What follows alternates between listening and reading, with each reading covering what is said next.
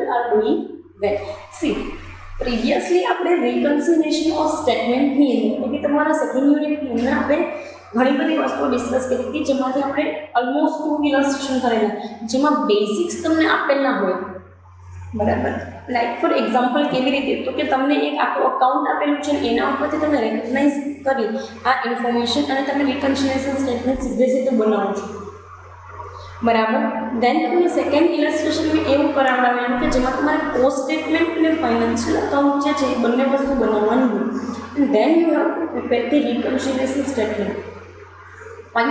હવે third illustration છે ને એની અંદર બધી પ્રીવિયસ કરતાં વધારે પડતી ઇન્ફોર્મેશન બધી આપેલી છે, જેમાં પ્રિલિમિનરી એક્સપેન્સીસ છે, પેનલ્ટી છે, ડિબેન્ચર ડિસ્કાઉન્ટ છે, rent income, dividend income, closing stock, આવી તમામ વસ્તુઓ તમને આપેલી છે, જેના ઉપરથી તમારે P&L અકાઉન્ટ બનાવવાનું છે, કોસ્ટ શીટ બનાવવાની છે અને રિકન્સિલેશન સ્ટેટમેન્ટ બનાવવાનું છે.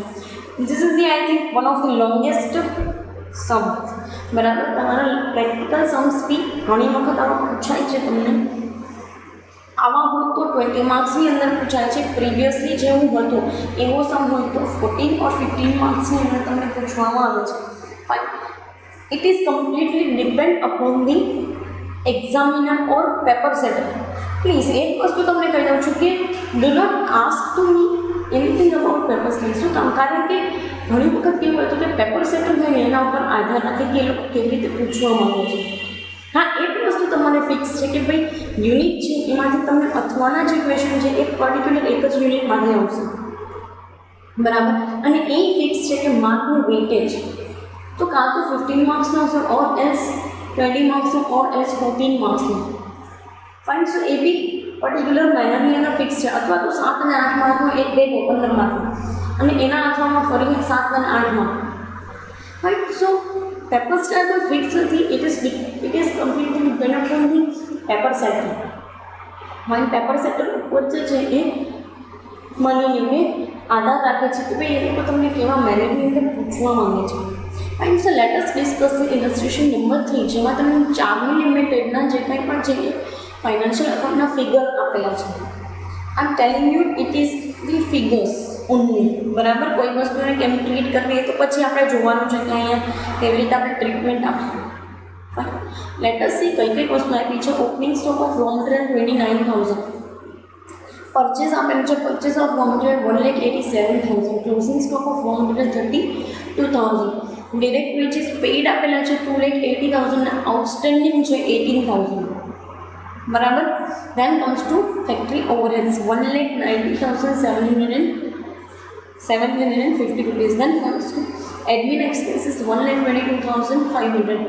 WIP આપેલી છે, work in progress, closing stock આપેલો છે દરેક વસ્તુનો, મટીરિયલ્સ, વેજીસ અને ફેક્ટરી એક્સપેન્સીસ માટે, બરાબર. ત્રણેય વસ્તુ માટે WIPનો ક્લોઝિંગ સ્ટોક આપ્યો છે 4,000, 5,500 અને 3,300. ધેન કમ્સ ટુ સેલિંગ્સ, બરાબર. સેલ્સ તમને આપેલું છે 7,600 યુનિટ્સનું 9,12,000 રૂપીસની મેનરી અને સેલિંગ એક્સપેન્સીસ આપેલા છે 1 lakh. Distribution expenses 64,000, preliminary expenses return of 5,000, penalty 1,000 rupees, debenture discount return of 1,500 rupees, rent income આપેલી છે 3,000, ડિવિડન્ડ ઇન્કમ આપેલી છે 2,500 and closing stock finish goods 1,400 unit માટે આપ્યું છે 1,17,600 રૂપિયા. ઇટ મીન્સ કે તમે બંને માટે પ્રોડ્યુસ યુનિટ કરો તો 76 પ્લસ 14 ઇટ મીન્સ 90 રૂપીસ જે છે એ તમારા બન, એટલે કે 9,000 યુનિટ્સ જે છે તમારા ટોટલ પ્રોડ્યુસ યુનિટ બનશે. રાઈટ. સો જોઈએ શું કે છે તો કે cost account reveal. Cost account કેવી રીતે બનાવશું તો કે material wages are taken at the cost price, એટલે આ રીતે જ લેવામાં આવશે. Fine. Then comes to factory overheads are taken at 6% of direct veggies.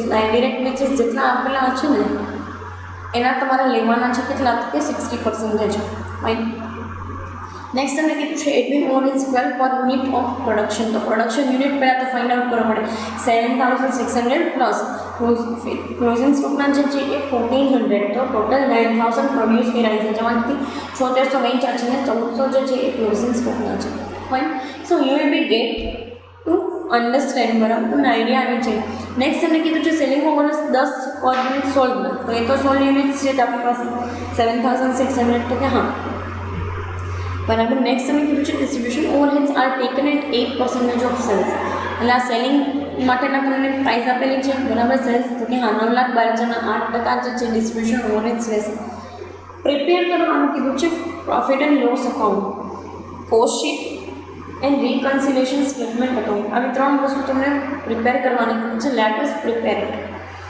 C previously તમે જે છે કોસ્ટ શીટ પહેલાં બનાવી હતી. વાય? કારણ કે પહેલાં તમને કોસ્ટ શીટ બનાવવાની કીધી હતી. અહીંયા તમે P&L પહેલાં બનાવો છો. Cause you have been given that કે પહેલાં P&L બનાવવાનું છે તમારે, બરાબર. પહેલાં તમારે પ્રોફિટ એન્ડ લોસ અકાઉન્ટ બનાવવાનું છે. Then we will move to the cost sheet and then we will move to the reconciliation statement. Let us discuss how P&L account can be maintain. પહેલી જ વસ્તુ જોઈ લઈએ, opening stock of raw material. બીજા કોઈનો opening stock આપેલો છે? ના, કાંઈ વાંધો નહીં. તો ઓપનિંગ સ્ટોક જે છે એ જોઈ લઈએ. Opening stock of raw material 29,000. Fine, 29,000 આપેલું છે. Then purchase of raw material. Purchase of raw material ક્યાં લખશું? તો કે અહીંયા debit side. Purchase of raw material 1,87,000. હવે તમને આપેલું છે closing stock of raw material 32,000. As we are maintaining the financial P&L account, then we have to mention it in the credit side of particular P&L account. કેમ કે આપણે દર વખતે closing stock ત્યાં મેન્શન કરીએ છીએ. તમે નોર્મલી બી ક્યાં લખતા? બરાબર. આખર સ્ટોકને તમે આખરમાં સ્ટોકને તમે ક્યાં લખતા? તમે જ્યારે અકાઉન્ટ પડતા 12th સ્ટાન્ડર્ડની અંદર ત્યારે તો કે સિમ્પલી ક્રેડિટ સાઇડ જે છે એ ટ્રેડિંગ અકાઉન્ટ એટલે કે વેપાર ખાતાની ક્રેડિટ સાઇડ તમે લખો. અહીંયા તમને વેપાર ખાતું બનાવવાનું કીધું નથી, તો સિમ્પલી તમારું વેપાર ખાતું ને P&L એટલે કે નફા નુકસાન ખાતું એક જ બની જશે. તો ત્યાં લખશું ક્યાં? Closing stock of raw material 32,000. Fine. Next તમને કીધું છે direct wages paid and outstanding 2,80,000 and 18,000. બંને વસ્તુ તમને આપેલી છે. 2,80,000 એન્ડ 18,000, 2,98,000. હવે તમને એવું લાગે કે મેડમ આમાં કંઈ ટ્રીટમેન્ટ આપવાની? ના. ચોખ્ખી તમને એક વસ્તુ કહી દઉં છું, આમાં આપણે બેલેન્સ શીટ મેન્ટેન કરતા હોત ને તો કદાચ આપણે ટ્રીટમેન્ટ આપવાની હોય, પણ અહીંયા તો એઝ ઇટ ઇઝ જ લખવાનું હોય છે. પ્લીઝ રિમેમ્બર ધીસ થિંગ કે if V are maintaining the balance sheet then and then only we have to do it for the sake of balance sheet maintenance. નથી તો પછી આ જ વસ્તુની અંદર કરશું તો direct wages paid and outstanding 2,98,000 simplest મેનરની અંદર. ફાઇન. નેક્સ્ટ તમને કીધું છે કે ફેક્ટરી ઓવરહેડ્સ આપેલા છે 1,90,750. તો ફેક્ટરી ઓવરહેડ્સ ક્યાં લખશું? તો કે અહીંયા 1,90,750.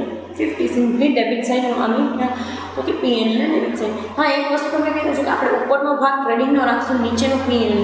શું કામ? કારણ કે પ્રીવિયસલી બી આપણે જેટલી વસ્તુ જોઈ, બરાબર. અહીંયા બી ઇવન ઇફ જો અહીંયા તમને આપેલું હોત, બરાબર, આ ફર્સ્ટ ઇલસ્ટ્રેશનની અંદર તો આપણે એ જ વેની અંદર જાત, બટ અહીંયા તમને સીધું એ મેનરની અંદર આપેલું છે તો નહીં જાય. ફાઇન. સીધો નેટ પ્રોફિટ જ આપી દીધું છે. બટ અહીંયા તમને તમારી જાતે બનાવવાનું કીધું છે તો late us make it in a perfect way. તો ફેક્ટરી એક્સપેન્સીસ 1,90,750 આપણે ડેબિટ સાઇડ મેન્શન કરશું. નેક્સ્ટ અમે એડમિન આપેલું છે જે આપણે નફા નુકસાન ખાતાના ભાગ તરીકે નીચે મૂકશું, બરાબર. નેક્સ્ટ તમને આપેલું છે વર્ક ઇન પ્રોગ્રેસનો closing stock. Material work in progress છે, ક્યાંક જગ્યાએ કામ કરતું છે material, as well as wages છે અને ફેક્ટરી એક્સપેન્સીસ. તો 12 છે. સીધા ક્યાં મૂકશું? તો કે ક્રેડિટ સાઇડ. ક્યાં? વેપાર ખાતાના ક્રેડિટ સાઇડ એ વસ્તુ લખી નાખશું. Closing stock of WIP 4,000, 5,500, 3,300, 12,800. બરાબર. નેક્સ્ટ તમને કંઈ આપ્યું છે તો કે સેલ્સ. એ તો સિમ્પલી આપણે જેમ ક્રેડિટ સાઇડ મૂકીએ છીએ જ બાય સેલ્સ 7,600 યુનિટના 9,12,000. Fine. It will be the I think one of the easiest thing for you. તમારા માટે સૌથી ઇઝીમાં ઇઝી વસ્તુ છે, બરાબર છે. ડન છે. તો 9,12,000 ક્યાં? વેપાર ખાતામાં લખતા હોઈએ આપણે તો નોર્મલી વેપાર ખાતાના ભાગ તરીકે. નેક્સ્ટ સેલિંગ એક્સપેન્સીસ P&Lમાં ડિસ્ટ્રીબ્યુશન, P&Lની અંદર પ્રિલિમિનરી એક્સપેન્સીસ પર્ટિક્યુલર P&Lમાં લખતા આપણે return of expenses. Then penalty paid P&Lમાં, ડિબેન્ચર ડિસ્કાઉન્ટ P&Lમાં, રેન્ટ ઇન્કમ P&Lમાં જ, ડિવિડન્ડ ઇન્કમ P&Lમાં. એક વસ્તુ છે closing stock of finish goods જે આપણે વેપાર ખાતાનો ભાગ છે એ પણ ક્યાં લખશું?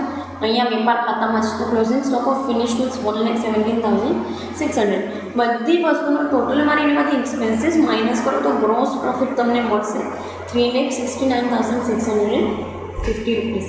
બરાબર. Now you have to carry forward this to P&L લખવું. બરાબર. P&L એકાઉન્ટ આપણે ક્યાં લખવું? નોર્મલી ઇન્કમ સાઇડ લખીએ છીએ કારણ કે ગ્રોસ પ્રોફિટ છે. સો let us write down it on the P&L's credit side. Fine. Gross profit લખીએ 3,69,650. બરાબર. હવે જોઈએ કઈ કઈ વસ્તુ રિમેઇનિંગ એટલે કે કઈ કઈ વસ્તુ બાકી છે. ઓપનિંગ સ્ટોક આવી ગયું, પરચેસ આવી ગયું, ક્લોઝિંગ આવી ગયું છે, ડિરેક્ટ વેજીસ આવી ગયા છે, ફેક્ટરી ઓવરહેડ્સ આવી ગયા છે, એડમિન બાકી છે. Let us write down admin overheads at this side of the debit side of P&L account 1,22,500. Fine. Admin overheads 1,22,500.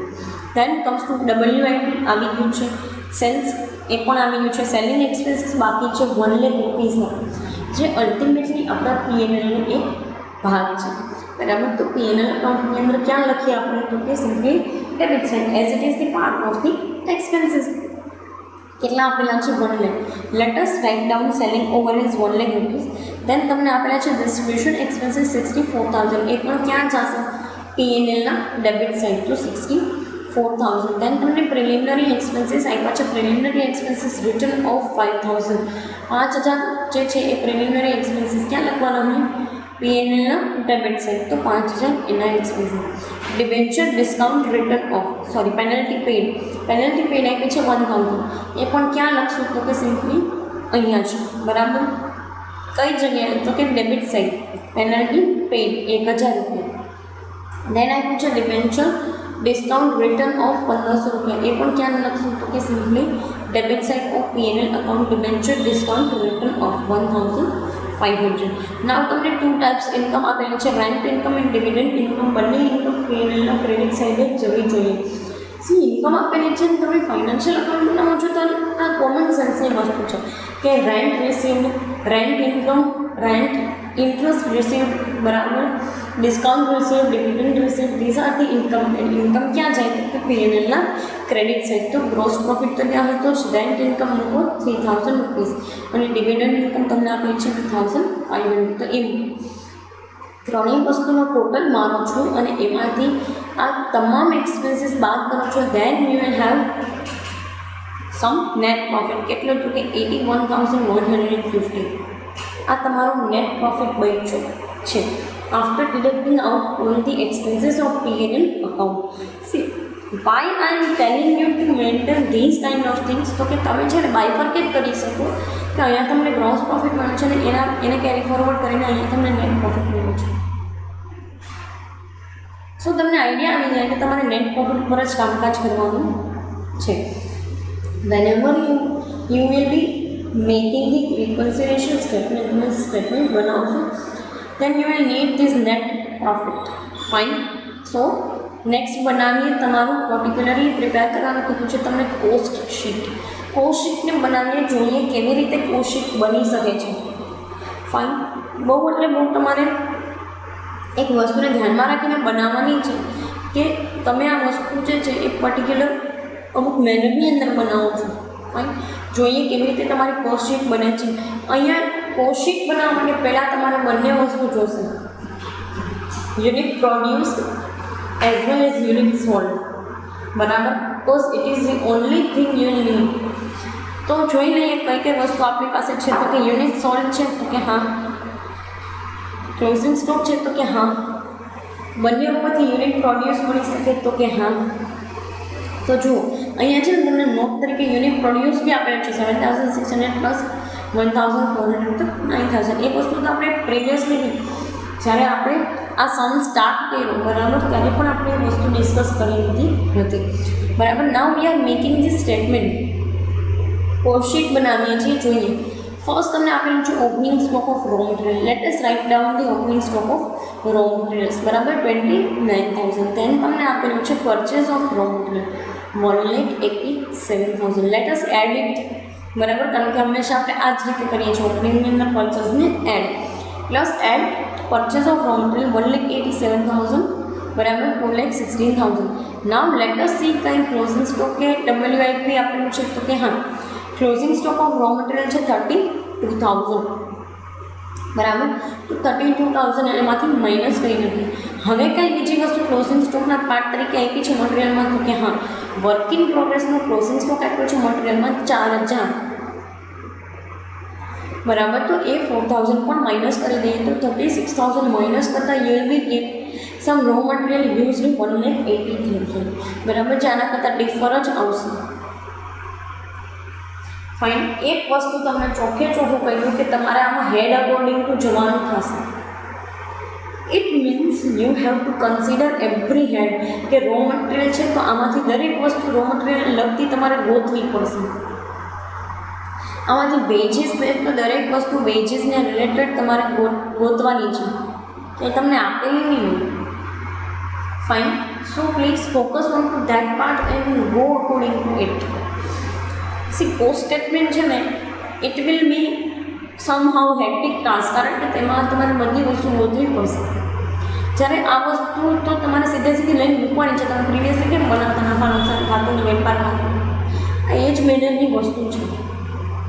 In that case, you have to make some of the, I think, adjustments like such as raw material as well as wages as well as somehow closing stock and all these things.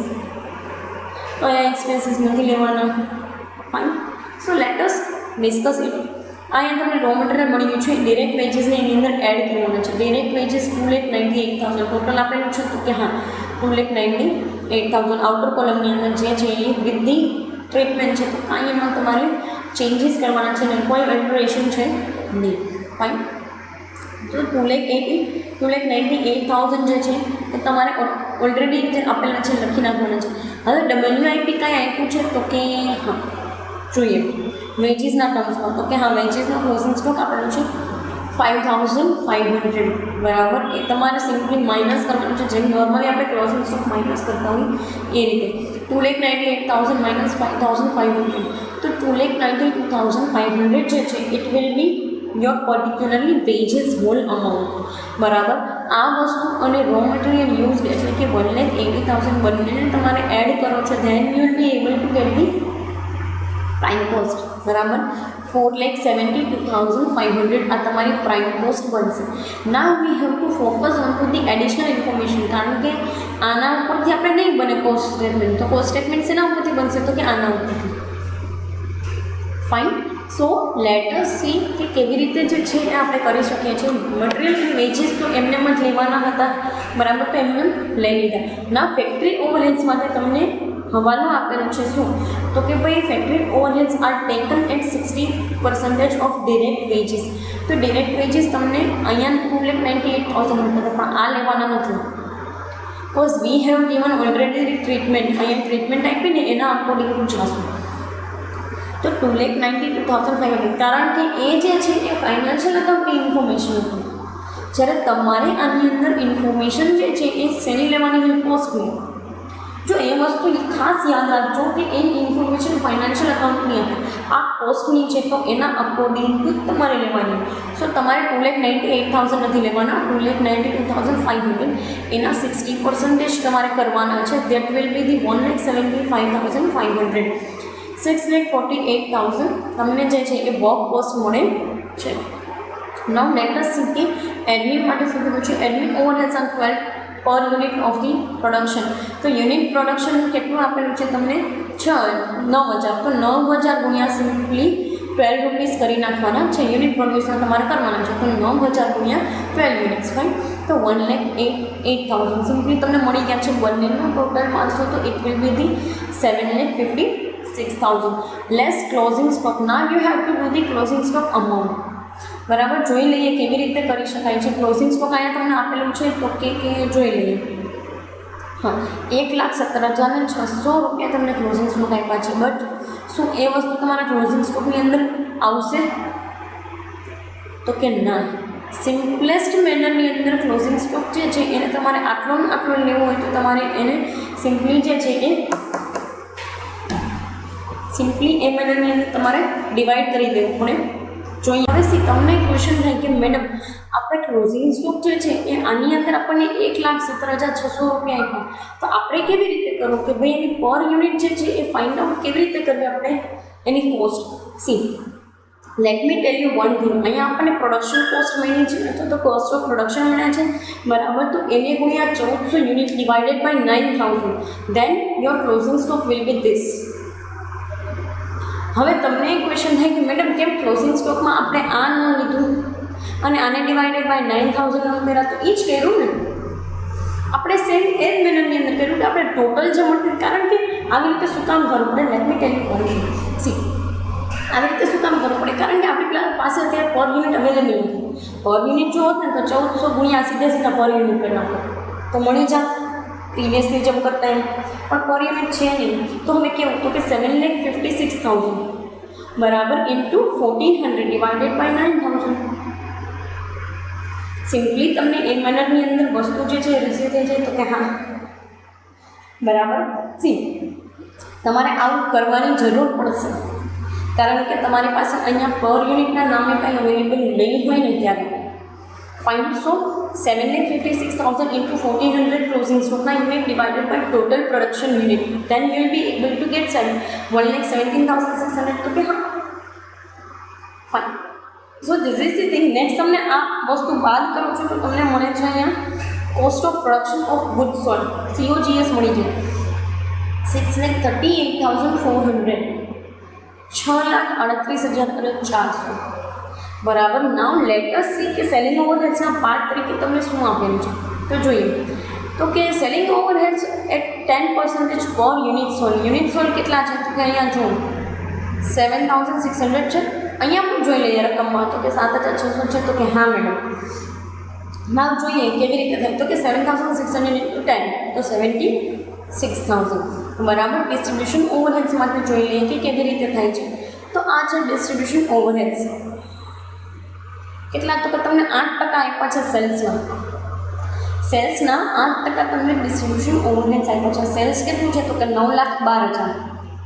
Cells એટલે unit નહીં કરવાના હા please, એ વસ્તુ માટે confuse નહીં થતા કે 7,600 into તમારે 8% જે છે એ યુનિટ કરવાના છે. ના, તમારે સીધી રકમના 8% જ કરવાના છે. જોઈ લઈએ 9,12,000 ઇન્ટુ 8% 72,960. બંનેનો ટોટલ મારો છો you will be able to get the SMD overhead, selling and distribution overheads 1,48,960. Total out કરો છો તો you will be able to get the total cost 7,87,360. Profit માટે કાંઈ કીધેલું છે નહીં, પણ સેલ્સ છે તમારી પાસે 9,12,000. તો સેલ્સમાંથી કોસ્ટ બાદ કરો છો તો પ્રોફિટ મળે તો કે હા 1,24,640. That will be your profit as per the cost statement. Profit as per the cost statement. બંનેને કમ્પેર કરીએ કેટલો પ્રોફિટ મળે છે. અહીંયા 81,150 મળે છે નેટ પ્રોફિટ. અહીંયા તમને પ્રોફિટ મળે 1,24,640. Now let me tell you one thing, please. If you are doing this kind of hectic sum or this kind of wider era concept sum, you have the clearance in the mind that please આ વસ્તુ જે કાંઈ પણ છે તમારા માઇન્ડની અંદર એક વસ્તુ માટે ક્લિયર હોવું જોઈએ કે સિમ્પલી આ જેટલી બી વસ્તુ છે એ અમુક અકાઉન્ટનું ટ્રીટમેન્ટના આધારે કરવામાં આવે છે. જેમ કે આ વસ્તુ this is something new for you. આવું આપણે યુનિટ કોસ્ટમાં પણ નથી કર્યું, આમાં કરશું અને આગળ જતાં પણ કરશું. શું કામ? કારણ કે એક વસ્તુ એ પણ છે કે તમે આ જે કાંઈ બી વસ્તુ સ્ટડી કરો છો બરાબર, એની અંદર તમારી પાસે દર વખતે જે છે યુનિટ પર યુનિટ વસ્તુ અવેલેબલ નહીં હોય. So you have to either find out the per unit or else you have to do this treatment. આ કરો છો તે પર યુનિટ તો મળી જ જાય, એમાં કાંઈ ખોટું નથી. Fine. So this is all about particular closing stock. And closing સ્ટોકના મેનરની અંદર આ વસ્તુ તમને આપેલી છે બરાબર છે.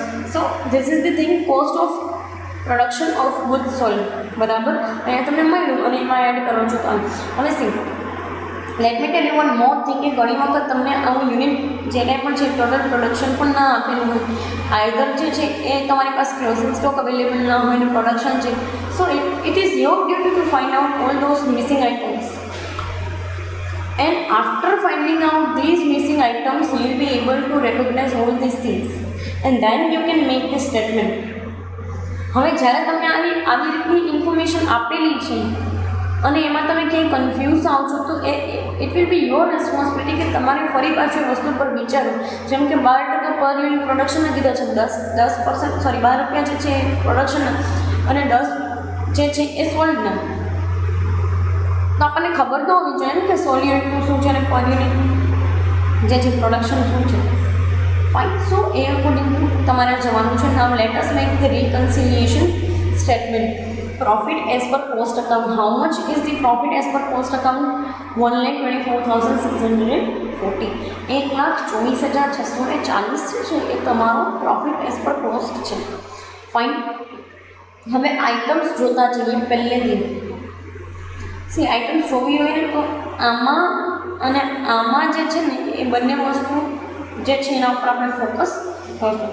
પણ મોર ઓર લેસ હું તો તમને એવી એડવાઇસ આપું છું કે આમાંથી તમે એક્સપેન્સ જોતા જાઓ. I am talking about expense. એમાં રો મટીરિયલ એ બધું ન આવે, ખાલી એક્સપેન્સની ઇન્કમ જોવાના છે, જેમાં factory, admin, selling, distribution, preliminary, penalty, debenture, discount, grant income, dividend income, closing stock. Simple.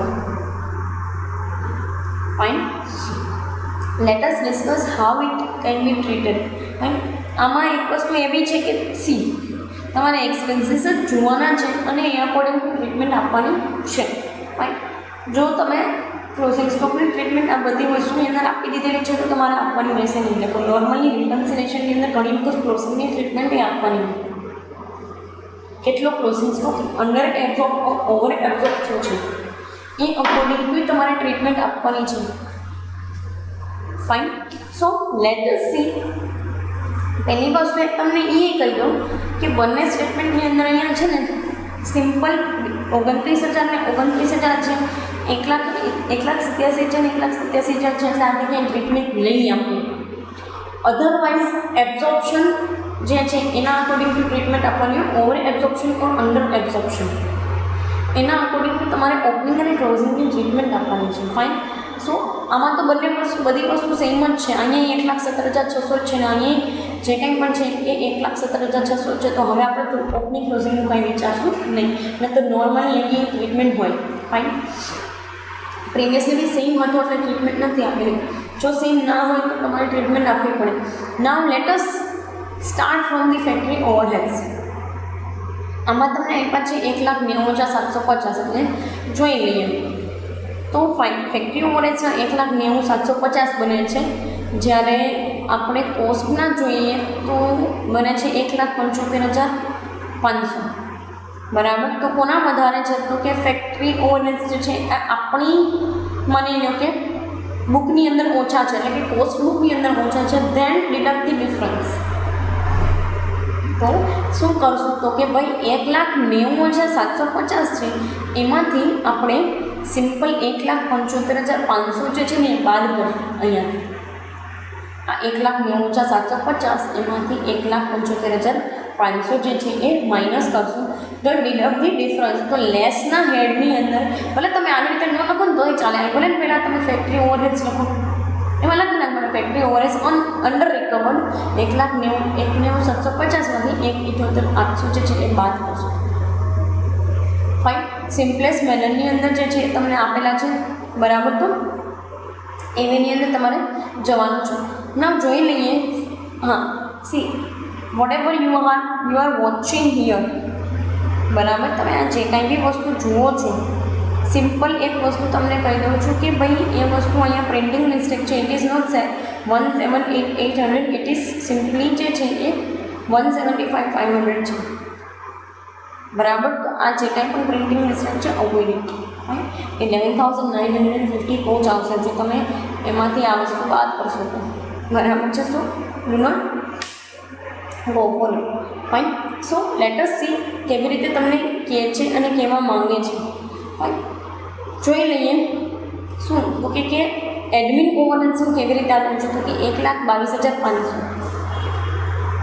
Now you must do have question કે મેડમ આની અંદર કેટલા આપેલા છે, તો જોઈ લઈએ કે 1,08,000 આપેલા છે. તો કેવી રીતે છે, તો કે પણ અંડર રિકવર છે, આપણી બુકની અંદર ઓછા છે, 1,08,000 ની ઓલા 1,22,000 છે, તો આપણી બુકમાં ઓછા છે. તો લેટસ ડિડક્ટ ધી ડિફરન્સ, બરાબર. આમાંથી ડિફરન્સ ડિડક્ટ કરીએ, 1,22,500 માઇનસ 1,08,000, તો 14,500 જે છે એ તમારા માટે બનશે સિમ્પલી એડમિન ઓવરહેડ્સ. ફાઇન, જોઈ લઈએ.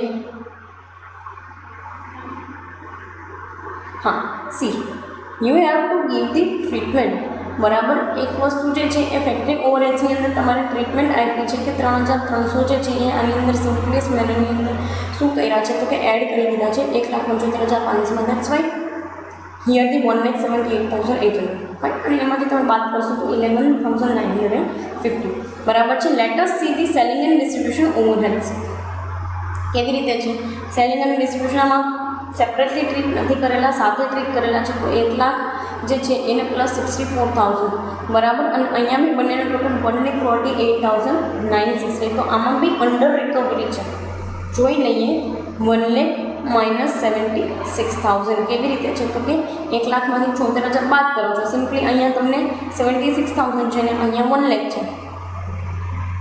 તો એસએનડીને તમે સેપરેટલી ટ્રીટ કરવા માંગો છો તો કેટલા, તો કે 1,48,960 સિમ્પલી, બરાબર. એમાંથી 76,000ને કાઢી લો તો સિમ્પલી અહીંયા કેટલા આવે છે, તો કે 1,00,000 માઇનસ 76,000, 24,000 અંડર રિકવરીની અંદર, બરાબર. ડિસ્ટ્રીબ્યુશન એક્સપેન્સીસને જોઈ લઈએ કેટલા છે, તો કે 64,000.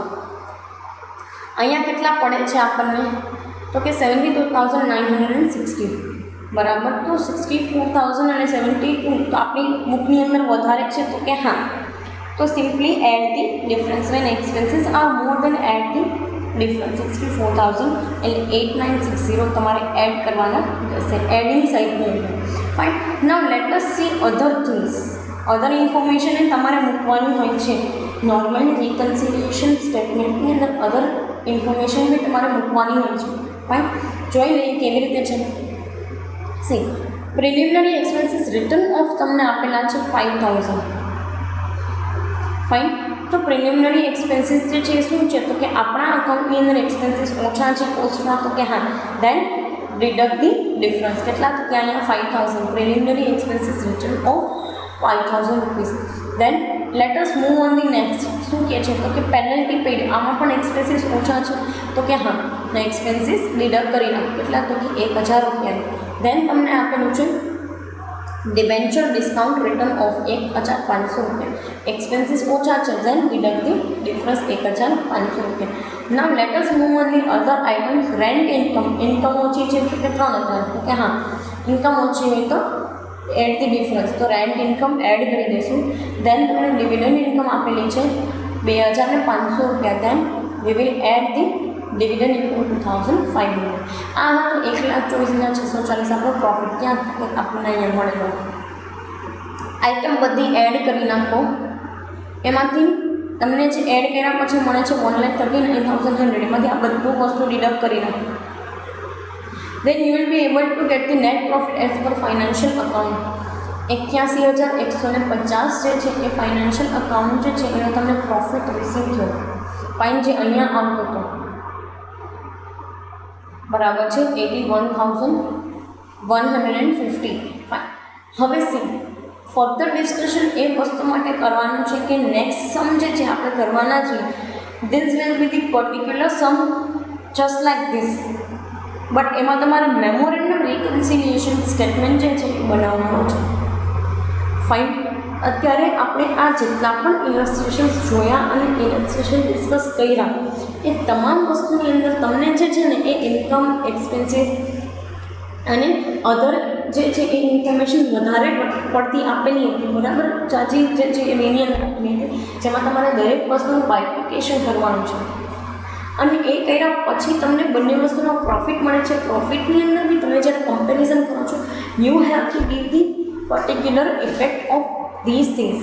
જેમ કે અહીંયા આપણે કેમ ઓવરહેડ્સની અંદર આપી દીધી 3,300 જે છે એ આપણે એડ કરી દીધા. ફાઇન, અહીંયા જે આપણે નોર્મલી કોસ્ટ સ્ટેટમેન્ટની અંદર નથી લેતા. શું કામ નથી લેતા એ હું તમને કહી દઉં. કારણ કે આપણે એ વસ્તુના સ્ટોકને કંઈ ટ્રીટ નથી કરતા એટલા માટે. ફાઇન. તો આપણે સિમ્પલી એને શું તો કે આની અંદર જે છે એ એડ કરી અને લઈ લીધેલા એક્સપેન્સીસ અહીંયા એમાંથી લેસ કરી નાખ્યા એટલે આપણા એમાં. તો ઘણી વખત એવું પણ બને કે તમારા રિકન્સિલિએશન સ્ટેટમેન્ટની અંદર જે છે એ ઇફેક્ટ આપવી પડે એ વસ્તુની. ફાઇન. સો એ વસ્તુ કન્સિડર કરીને ચાલજો. ફરી પાછા કમિંગ સેશન્સની અંદર નવા ઇલસ્ટ્રેશન માટે મળશું. બરાબર. અત્યારે અહીંયા સુધી રાખીએ. Thank you so much.